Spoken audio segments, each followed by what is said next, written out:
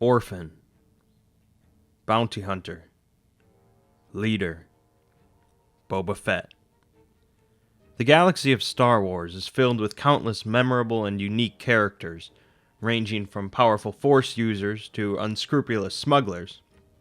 One such character, seen only briefly in the films but with a large fan following, is Boba Fett.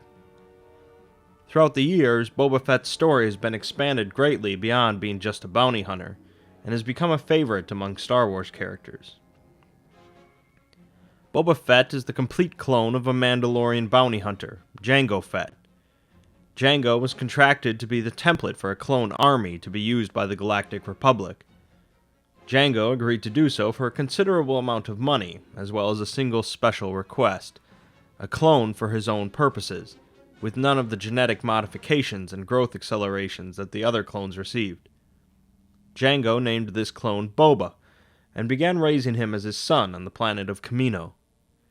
Jango taught Boba many things from his life as a bounty hunter, including survival skills, martial combat, proficiency with a blaster, and how to operate the weapon systems on Jango's ship. Jango would also take Boba on a few missions with him, giving Boba a taste of the bounty hunting life. Shortly before the beginning of the Clone Wars, Jango and an associate were hired by the Separatists and the Trade Federation to assassinate Senator Padme Amidala. 2 attempts were made, with both failing, and Jango forced to kill his associate to avoid her spilling secrets to the Jedi. Unfortunately, this left behind evidence that eventually led Obi-Wan Kenobi to Kamino, despite efforts to conceal this information. Upon arriving on Kamino, Kenobi learned of the clone army, and met with Jango, implying to him that he knew who was behind the assassination attempt. Jango and Boba immediately began planning to leave, but Kenobi attempted to stop them, fighting Jango while Boba watched. During the fight, Boba attempted to shoot Kenobi with the ship's blasters, and Kenobi ended up being pulled off the sides of the dock. Jango and Boba fled, with Obi-Wan barely managing to attach a tracking device to their ship. This tracking device led to a firefight in an asteroid field, and the Fetts leading Kenobi to Geonosis. Here, Jango assisted in the capture of Kenobi, Amidala, and Anakin Skywalker. In the midst of their public execution, a group of Jedi arrived to save them, led by Jedi Master Mace Windu. A battle broke out between the Jedi and the Separatist battle droids, and Jango leaped into the fray. Facing off against Mace Windu by himself, Jango was quickly beheaded as Boba looked on. A hatred and lust for revenge was instilled in the young boy, causing him to join up with a group of other bounty hunters in order to hunt down Mace Windu. Tracking Windu to a Star Destroyer, Boba posed as a clone trooper cadet, and eventually placed a bomb in Windu's room. Rather than killing the Jedi, the bomb was instead triggered by a clone trooper, causing an alarm to trigger throughout the ship. Boba sabotaged the ship's reactor core, nearly killing Windu and Skywalker. Boba managed to get to an escape pod, and was picked up by his fellow bounty hunters. The bounty hunters made several more attempts on Windu's life, but failed each time. Windu was eventually rescued by the Jedi Order, who also began searching for Boba. One of the bounty hunters ended up betraying the group, which led the Jedi to Boba.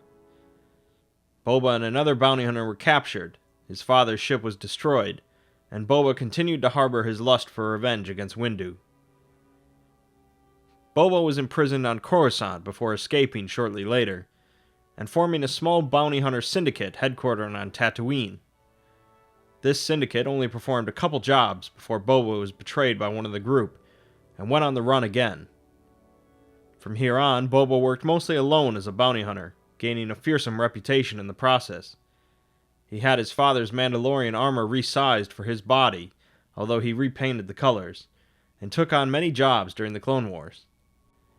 Boba eventually came into the service of Jabba the Hutt, performing many assassinations and other jobs for the crime lord.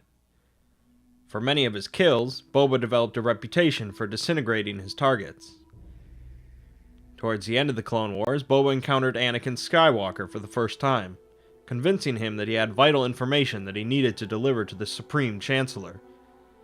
Upon arriving on Coruscant, Boba learned that Mace Windu was attending a meeting in Palpatine's chambers. Sneaking into the room, Boba immediately attacked Mace, and the two engaged in a sudden duel. Boba was clearly outmatched, and Mace offered him several chances to surrender, but the young bounty hunter was entirely focused on killing his father's murderer.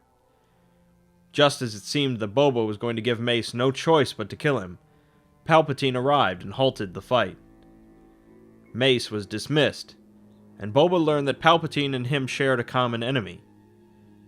Boba was paid some credits and told never to speak of their conversation again. The Clone Wars came to an end not long after, and Boba was now 13 years old. As the Galactic Empire came into power, Boba would continue to find work as a bounty hunter with various employers. This came to a stop, however, when he fell in love with a fellow bounty hunter and married her. The two had a child, and Boba became a lawman on an Outer Rim planet, following the steps of his grandfather. After he killed a superior officer for raping his wife, however, he was exiled, and the two ended up divorcing. Boba returned to the bounty hunter life, and worked for many individuals over the next decade, including Jabba the Hutt and Darth Vader. Boba would be sent to capture the famed smuggler Han Solo during this time, but would be foiled by his friend Lando Calrissian. A long rivalry would begin between Boba and Han, with Boba continuing to fail to capture him, until Han began working for Jabba, and the Hutt paid Boba to not kill Han.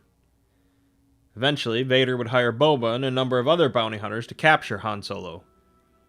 Boba tracked the Millennium Falcon, and learned Solo was heading to Cloud City on Bespin. Arriving ahead of them, Vader forced Lando into helping the Empire, leading to the capture of Solo and his companions. Vader intended to freeze Luke Skywalker in carbonite, but decided to use Solo as a test subject. Boba objected, as he wanted Solo alive, but the freezing commenced, with Solo surviving the process. Boba took him to Jabba, who had an outstanding bounty on Solo's head. His companions freed Solo from the carbonite, although he was temporarily blinded upon release. A fight broke out above the pit containing a Sarlacc, a massive ancient creature that slowly digested victims for 1,000 years. Jabba ended up being choked to death by Leia, and Boba was inadvertently knocked into the pit by Solo, leaving him presumed dead. Fortunately, that was not the case. Utilizing a combination of his hardened Mandalorian armor, his jetpack, and his weapons, Boba managed to free himself from the Sarlacc, becoming one of the only known beings to do so. Boba would spend the following years using his reputation of being presumed dead to his advantage, taking discreet jobs and staying out of the spotlight. Eventually, however, it became widely known that he had survived, although many still focused on the fact that he had fallen into the pit in the first place. Years would go by with Boba continuing to be a successful bounty hunter, but time caught up with him. As Boba entered his 50s, he began extensive medical treatments to avoid developing cancer as a result of his time in the Sarlacc, and required a prosthetic leg to replace one he lost. Boba and Solo had a final duel before both agreeing to set aside their rivalry and go their separate ways. Boba returned to Kamino in hopes of getting a cloned leg, but instead he was offered another bounty on the current leader of the Mandalorians. Boba hunted him down and killed him, but his dying wish was that Boba replace him as the new Mandalore. Boba, wishing to retire as a bounty hunter, agreed, ending a 45-year career of bounty hunting. Boba would continue to lead the Mandalorians into his 70s, but would also return to bounty hunting. Cunning, focused, and deadly, Boba rightfully earned his reputation for being the most talented bounty hunter in the galaxy, and this also won him plenty of popularity among Star Wars fans. Much like Darth Maul, Boba Fett is a Star Wars character whose full story is largely unknown to those who have only watched the main films in the series.